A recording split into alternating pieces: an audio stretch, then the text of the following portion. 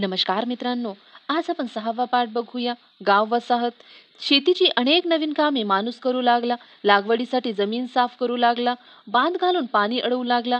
नांगरणी, पेरणी, कापणी अशी कितीतरी कामे करू लागला. ही सारी कामे एकट्याने करणे शक्य नव्हते. परस्परांच्या मदतीने माणसे मोठ्या प्रमाणावर शेती करू लागली. त्यांना एकमेकांची अधिक गरज वाटू लागली. एकमेकांना सहकार्य करण्याचे महत्त्व पटले. या वाढत्या सहकार्यामुळे माणसांना परस्पराविषयी आपुलकी वाटू लागली. त्यांच्यात एकीची भावना वाढू लागली. अशा रीतीने स्थिर समाज निर्माण झाला. बघा, स्थिर समाज कसा निर्माण झाला हे या पॅरेग्राफमध्ये दिलं आहे. समोर बघूया. शेतीमुळे माणसांना एका जागी वस्ती करून राहण्याची गरज भासू लागली. त्यासाठी घरे बांधणे जरुरीचे होते. ही घरे वेगवेगळ्या प्रकारची होती. काही घरांना कुडाच्या भिंती आणि गवताची छपरे असत. काही घरे वाटोळ्या आकाराची असत. काही ठिकाणी तर तड्यात सुद्धा घरे बांधत.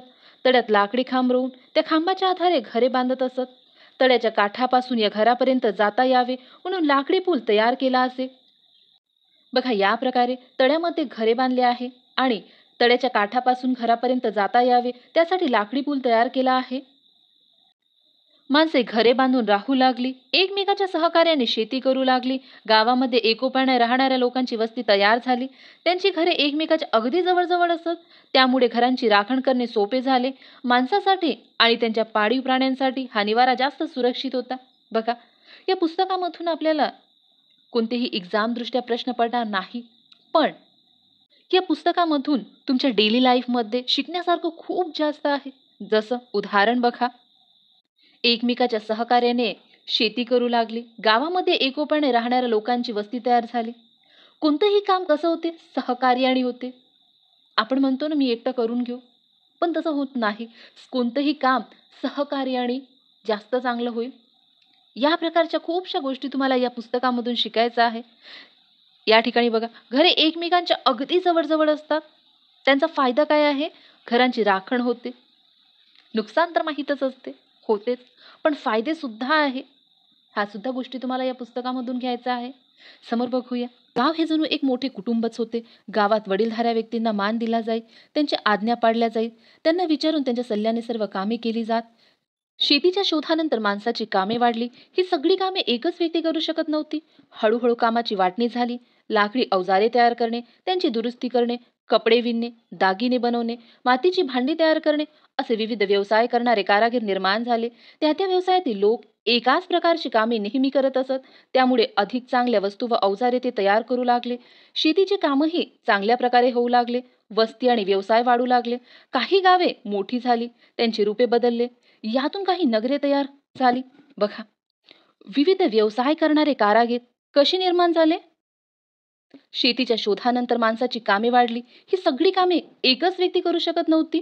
हळूहळू कामांची वाटणी झाली आणि त्यातून लाकडी अवजारे तयार करणे, त्यांची दुरुस्ती करणे, कपडे विणणे, दागिने बनवणे, मातीची भांडी तयार करणे असे विविध व्यवसाय करणारे कारागीर निर्माण झाले. या प्रकारच्या गोष्टी तुम्ही या पुस्तकामधून समजून घ्या. या ठिकाणी बघा, गावे मोठी का झाली?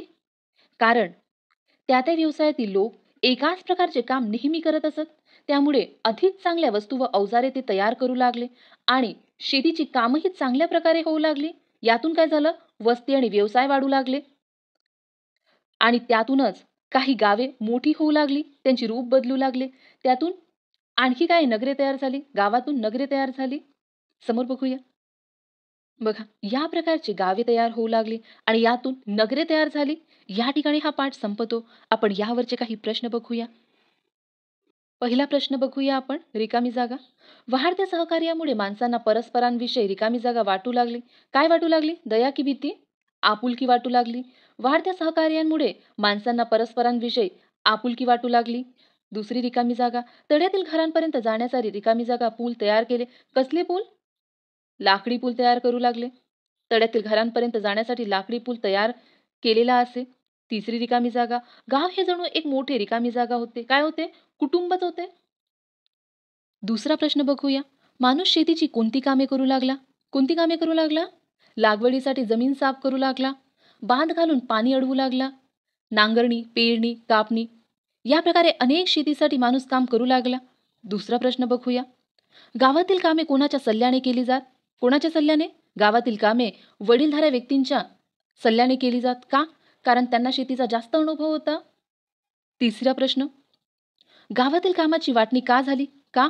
कारण शेतीची कामे वाढली, इतर व्यवसाय वाढले, विविध प्रकारचे व्यवसाय वाढले, जसे दागिने तयार करणे, मातीची भांडी तयार करणे. त्यामुळे गावातील कामाची वाटणी झाली. या ठिकाणी हा पाठ संपतो. आजची माहिती तुम्हाला आवडली असेल तर व्हिडिओला लाईक करा, शेअर करा आणि कमेंट करून नक्की सांगा. थँक